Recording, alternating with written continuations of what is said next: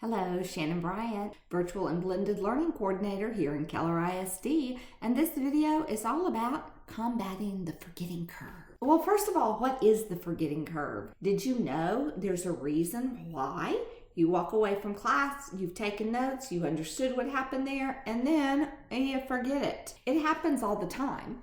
So the only way to combat it is to revisit those notes that you took in class every day for 5 days. I'm going to show you what that looks like. The notes were pretty high, but then we dropped off pretty quickly.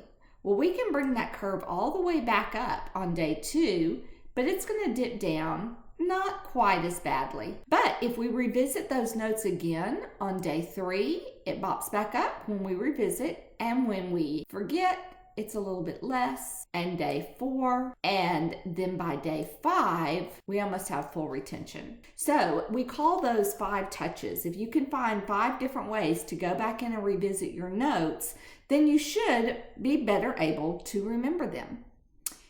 But how do you manage that if you're getting notes in class every single day, which I know you are?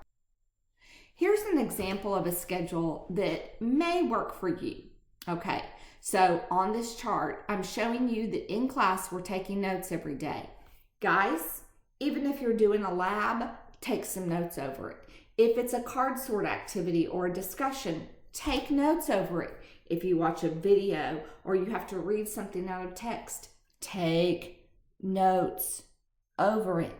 So therefore, if you're coming to class, you should be taking notes. On day 1, my homework is to process those notes. And there's a lot of ways you can do that. In fact, you can check out the video we have all about processing notes, but I'll give you some quick ones right here. You can highlight, you can look for keywords, you can make sure that you understand the essential question.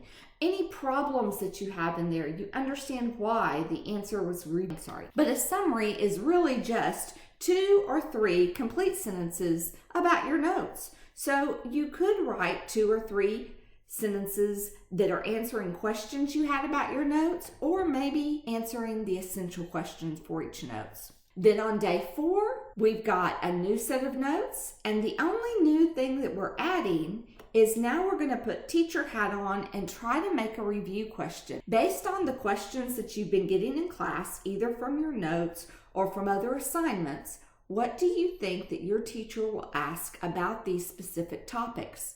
You can use online resources. You can use your textbook. You can use any of the assignments your teacher has given you to come up with those questions. This gives you some good practice to go into day 5, because I gave you on day 5 a little notes quiz. Yes, teachers, you can do this too. If you're a teacher and watching this video, you can give this kind of homework, which is much more meaningful, and just a few other assignments, or you could have your students do this in class. It does take some structuring for your class, but hey, that's a good idea for another video. I hope you've enjoyed this video, and if you have, subscribe. Why not like